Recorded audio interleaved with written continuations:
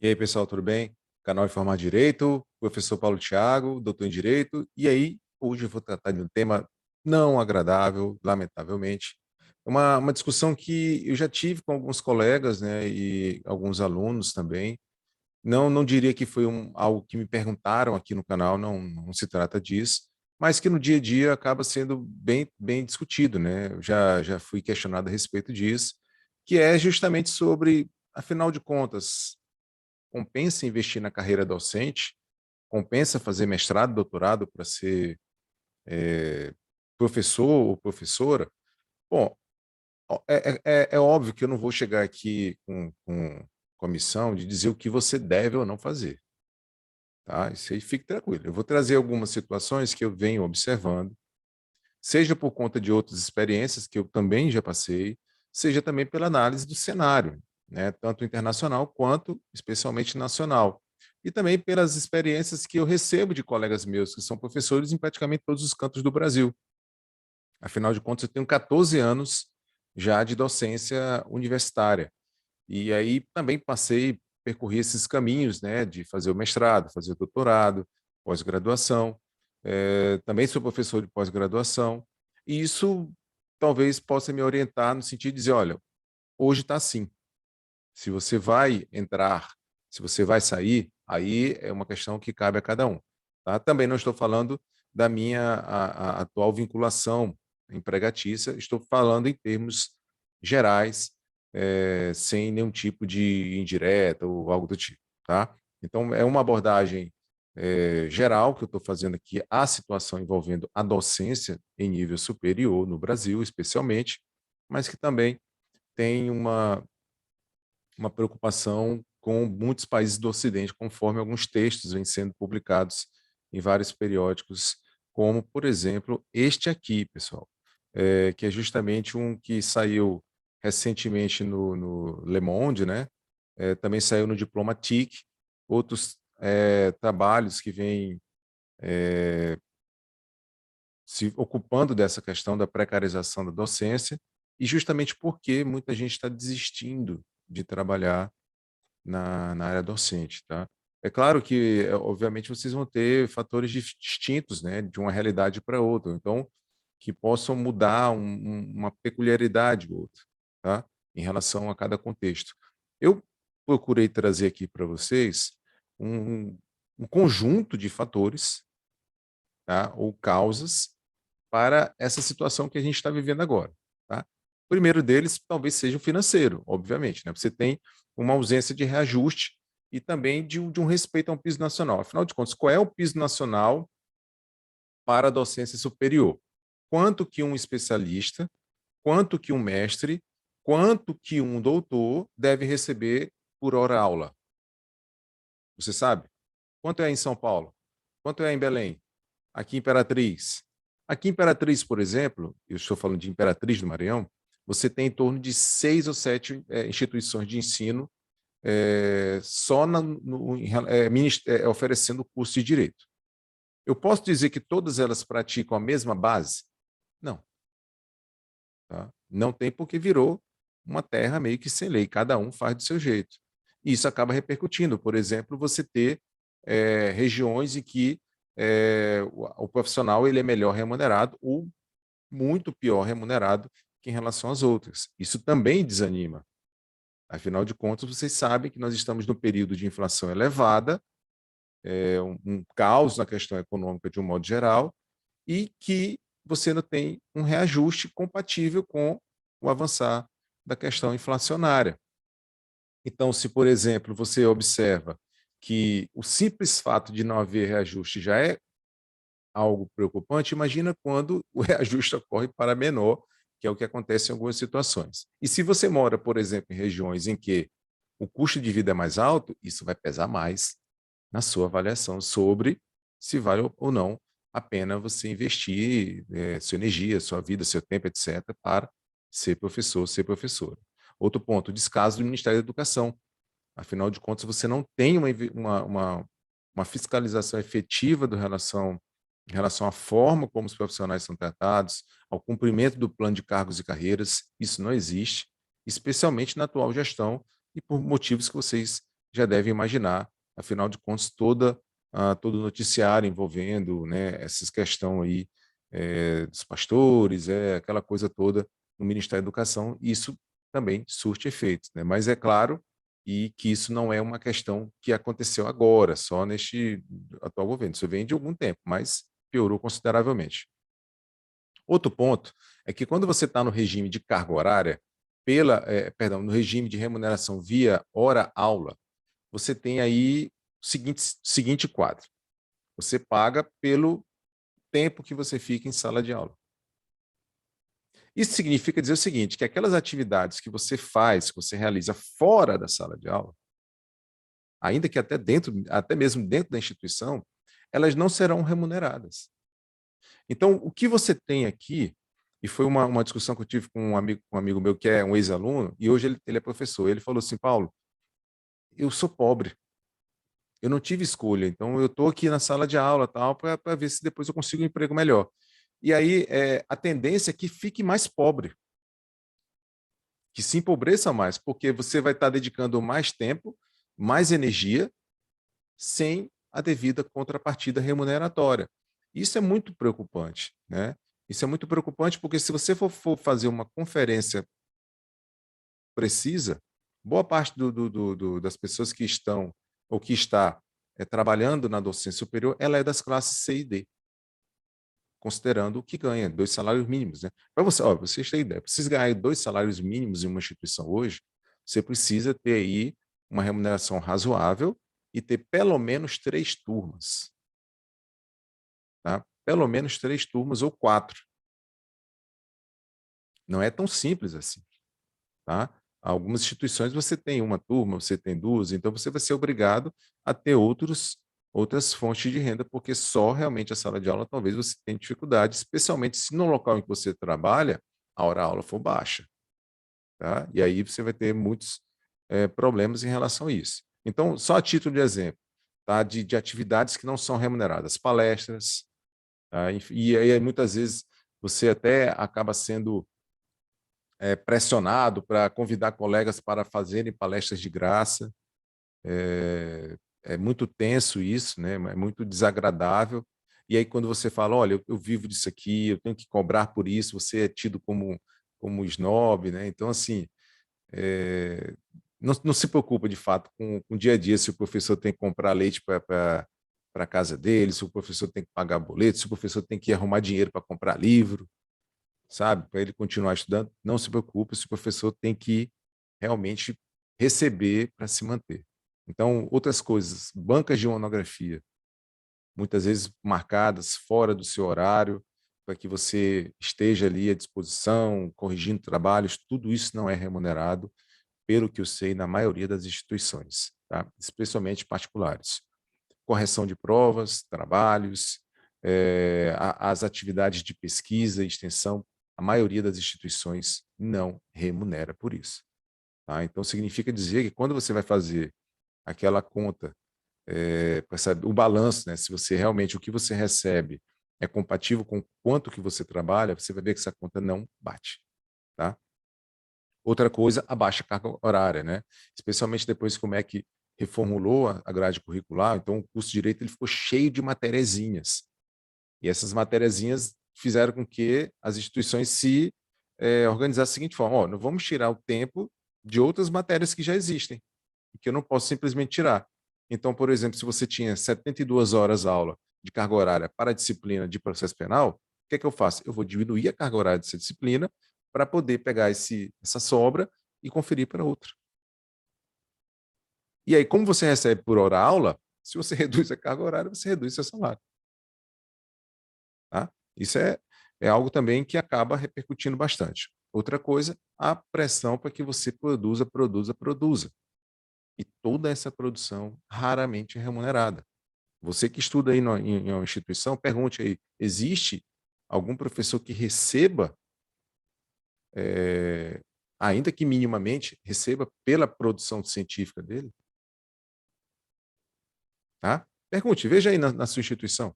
Não custa nada, geralmente você não é aluno de instituição particular, você não remunera, não paga por um serviço docente de qualidade. Pergunte, veja se a sua instituição tem uma preocupação com a docência, com a pesquisa, e se o seu professor é bem remunerado. Vale a pena questionar. Outra coisa, nos últimos anos, especialmente da democratização para cá, nós investimos muito na abertura de instituições particulares, e muitas vezes essas instituições são ligadas a grupos políticos, elas não têm a mínima preocupação com o ensino de qualidade. Então, você tem aí várias instituições sendo abertas, às vezes sem a menor condição de existirem, em estabelecimentos precários, com professores sem formação. Isso tudo também serve para precarizar a profissão de docente. Tá? Outra coisa que também que deve ser considerada aqui, né, nessa questão do absurdo, né, de tantos cursos, né, que você perde a capacidade de controle. Tá? E aí até a pessoa, o público, né, o público, eu vou usar o termo, né, infelizmente é esse mesmo, o público consumidor entender que fez uma escolha ruim, ele já passou alguns anos da vida dele naquela instituição.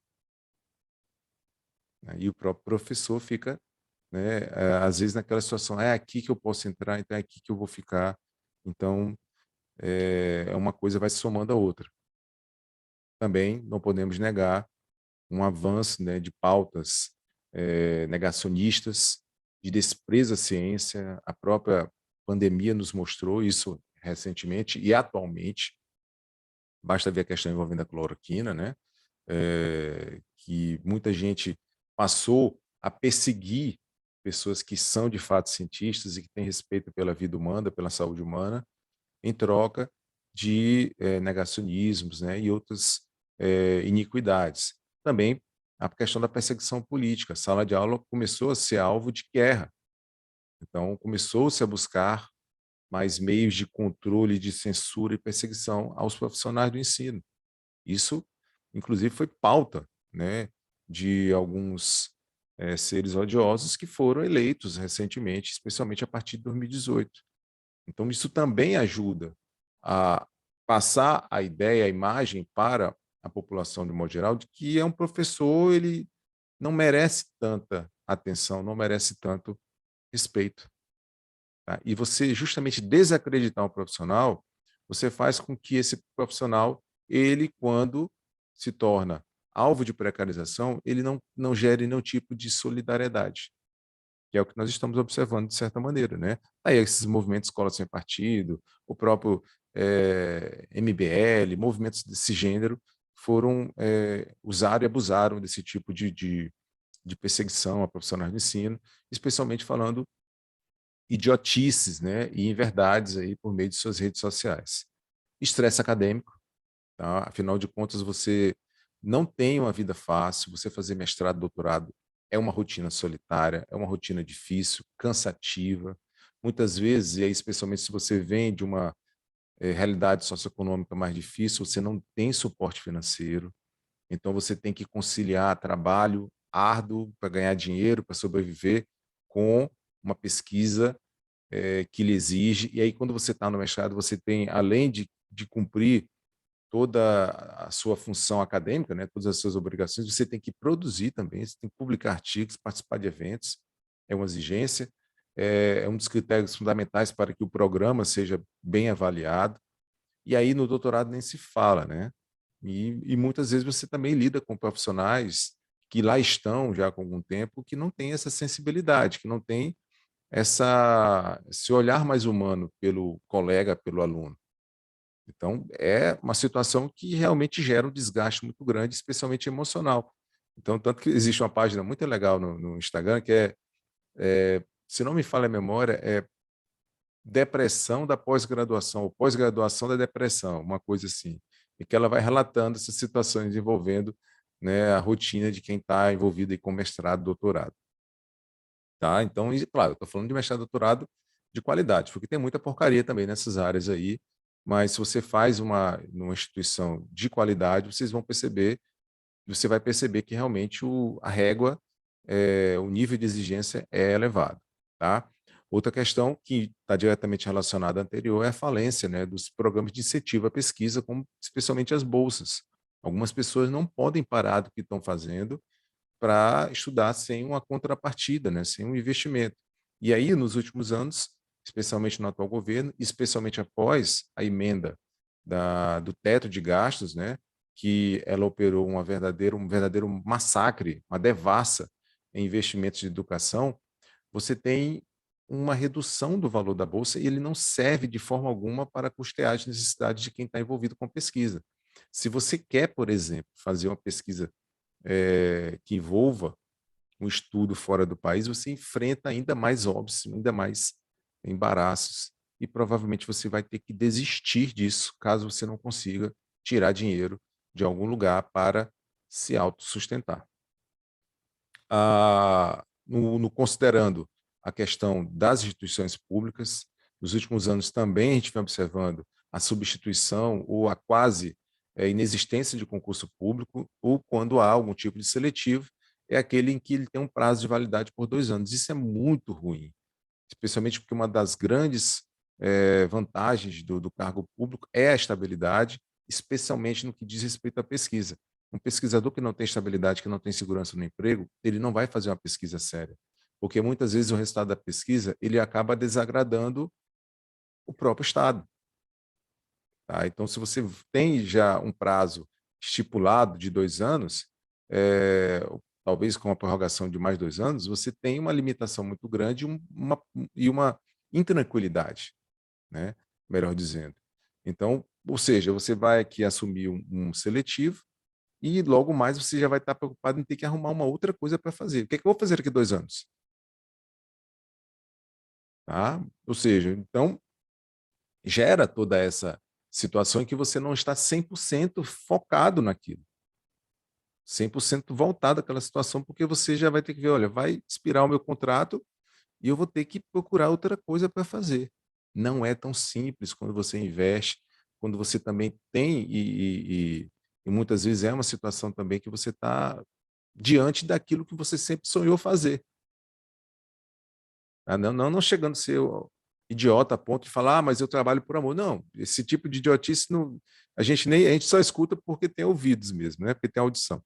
Mas no sentido de você investiu naquilo, porque você se reconhece na função docente. E aí, quando você passa por esse tipo de frustração, dói. E é difícil você conseguir sair desse cenário. Tá? Não é tão simples assim, tá? Você simplesmente se deparar com a realidade, olha, agora eu não posso mais continuar isso, porque senão eu vou passar fome, eu não vou conseguir prover minha família, eu não vou conseguir fazer uma viagem, enfim. E agora? Estou com 40 anos, estou com 50 anos. Como que eu vou me sustentar? O que é que eu vou fazer daqui para frente? Tá? O que é que eu vou fazer com o meu doutorado? O que é que eu vou fazer com o meu mestrado? Vocês entendem como não é uma situação tão simples, né? Envolve anos, né? Você passou 10 anos fazendo pesquisa direta, publicando, você tem aí já um certo nome como... Mas você está numa situação de pobreza. E agora? Você está sendo precarizado. E agora? Tá? Como sair disso? Há também muitos casos de assédio laboral, pressão por parte de coordenadores, diretores, instituições, para que você funcione como se fosse uma máquina, e aí você não tem horário, a todo momento você é pressionado. Há pressão também por parte de estudantes, né, que não têm aquele respeito por profissionais de ensino, então ficam incomodando.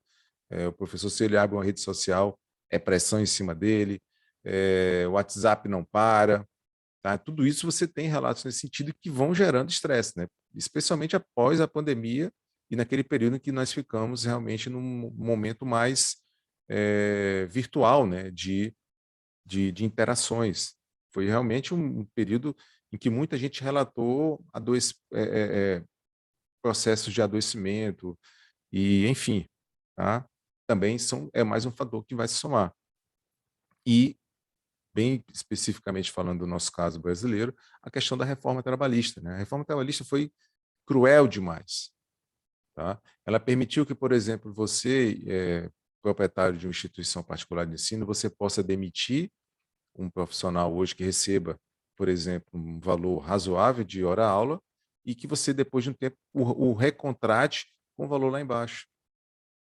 Algumas instituições sequer assinam a carteira de professores.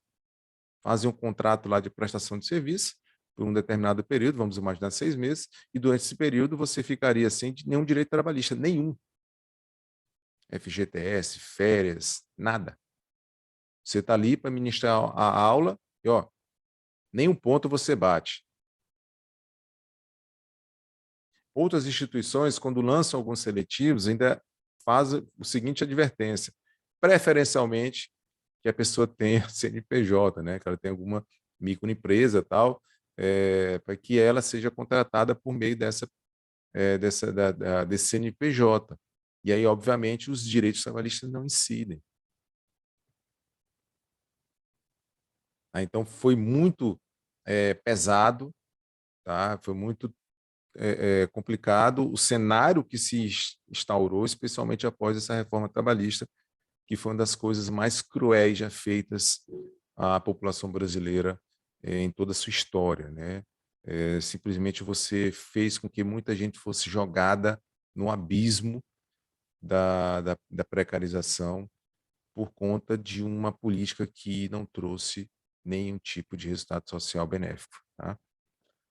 Bom, aí você tem também questões relacionadas ao investimento no ensino à distância. Infelizmente, no Brasil, isso não significa que são cursos de boa qualidade. Acredito que a maioria absoluta não presta. Não presta porque você não tem uma preocupação na qualidade e também você não tem fiscalização à altura do MEC. Agora, recentemente, o MEC autorizou vários cursos 100% EAD na área de direito com nota 5. Surpreende, tá? Surpreende. Então, você imagina o lobby como deve ser forte para que tais cursos sejam aprovados já com essa nota tão alta.